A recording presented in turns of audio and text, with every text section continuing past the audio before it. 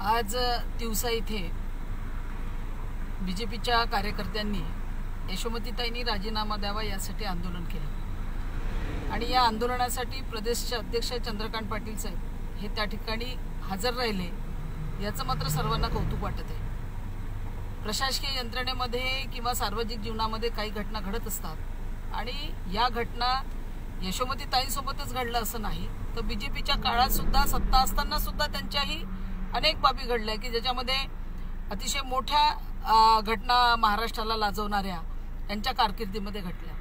राम कदम यांना मी मुलींना पळून आणतो अशा पद्धतीची तुम्हाला जर एखादी मुलगी आवडली असेल तर त्या मुलीला मी पळून आणून देऊ शकतो अशा पद्धतीचं गैरवर्तन केल्यानंतर सुद्धा आणि हे वक्तव्य केल्यानंतर सुद्धा बीजेपीने कुठेही त्याचं आंदोलन केलं नाही आणि अनेक लोकांनी राजीनाम्याची मागणी मागितल्यानंतर सुद्धा काही राम कदमांचा त्यांनी राजीनामा घेतला नाही। गिरीश महाजन यांनी मंत्रिमंडळ असताना त्यांनी दारूच्या बाटलीला महिलेचं नाव द्या असं वक्तव्य त्यांनी केल्यानंतर सुद्धा कुठेही बीजेपीच्या महिलांनी किंवा बीजेपीच्या लोकांनी कुठेही आंदोलन केलं नाही। अशा अनेक घटना आहेत की ज्यामध्ये प्रशासकीय यंत्रणेमुद्दा अनेक लोकांवर अन्याय झाला, वकील लोकांवर अन्याय झाला, अशा अनेक गोष्टी असताना सुद्धा कुठे बीजेपीच्या लोकांनी त्या बाबतीत दखल घेतली नाही।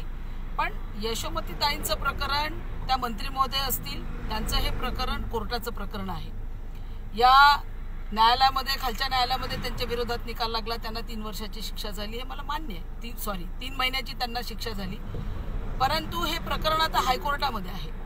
हायकोर्टामध्ये ते न्यायालयीन प्रकरण असताना त्यांच्या राजीनाम्याची मागणी मागणं आणि या छोट्याशा विषयासाठी महाराष्ट्र प्रदेश अध्यक्षांनी तिवसाला येणं आज खरं तर राष्ट्रसंत तुकडोजी महाराजांचा मुक श्रद्धांजलीचा दिवस आहे आणि अशा दिवशी तिथे आंदोलन करणं मला असं वाटतं हे काही योग्य नाही। सत्तेमध्ये असताना किंवा सत्तेमध्ये नसताना अनेक राजकीय जीवनामध्ये ह्या घडामोडी होत असतात। मला मान्य आहे की पोलीस खात्यांवर खरं तर आज आघाडी सरकार आहे, पण मी मुद्दाम एक जबाबदार राष्ट्रवादीचे पदाधिकारी बोलत असताना आदरणीय आर पाटील साहेब असताना पोलिसांसाठी घेतलेले निर्णय हे अतिशय महत्त्वाचे, या देशामध्ये अतिशय महत्त्वाचे निर्णय महाराष्ट्रामध्ये सन्मान्य आर पाटील साहेबांनी घेतले।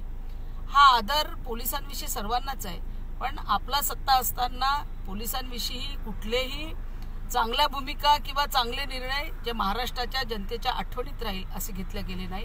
पण आज मात्र तुम्हाला ज्या पद्धतीने तुम्ही त्याचं भांडवल करता आहात आणि त्या पद्धतीचं राजकारण करता आहात, मला असं वाटते पोलिसांनी न्याय त्या ज्यांच्यावर त्यांना जे काही यशोमतीताईंच्या हातून काही घडलं असेल त्यांनी न्याय कोर्टामध्ये मागितला, कोर्टाने त्यांनी शिक्षा दिली, पण हे प्रकरण आता त्यांनी त्यांचं स्पष्टीकरण देऊन हे प्रकरण हायकोर्टामध्ये गेलं आहे। मला असं वाटतं हायकोर्टाचा काय निर्णय यायचा तो येईल, पण हा कायदा आपण हातामध्ये घेऊन विनाकारण त्याचं राजकीय भांडवल करू नये। कुठलाही मुद्दा बीजेपीच्या हातात नसल्यामुळे आता कुठंतरी एखाद्या मुद्द्याला हात घालायचा आणि त्याचं राजकीय भांडवल करायचं हे मात्र काही योग्य नाही आणि म्हणून देशामध्ये सुव्यवस्था कायदा हा व्यवस्थितपणे ज्याची यंत्रणा आहे ते सांभाळत असतात। म्हणून या कोर्टाच्या प्रकरणामध्ये या न्यायाधीशांच्या प्रकरणामध्ये बीजेपीने हस्तक्षेप करून विनाकारण स्वतःजवळ काहीही मुद्दे नाही म्हणून आम्ही मुद्दे घेतोय, याच्यापेक्षा अनेक मोठे मोठे मुद्दे आहेत त्याच्याकडे त्यांनी लक्ष द्यावं आणि स्वतःच्या कारकिर्दीमध्ये आपण काय निर्णय घेतले याकडे जर त्यांनी मागे वळून बघितलं तर कदाचित या सर्व प्रश्नांचं उत्तर त्यांना मागेल। मला असं वाटते की यशोमतीताईंच्या त्या महिला मंत्री आहे आणि आम्ही सर्वच जण त्यांच्या पाठीशी आहोत, त्यांचं चांगलं काम चालू आहे आणि सर्वच जणांची आमची साथ यशोमतीताई यांना आहे। परंतु जो काही निर्णय आहे तो निर्णय न्यायालयीन प्रकरण आहे, त्या न्यायालयीन प्रकरणामध्ये बीजेपीने पडू नये अशी माझी त्यांना कळकळीची विनंती आहे।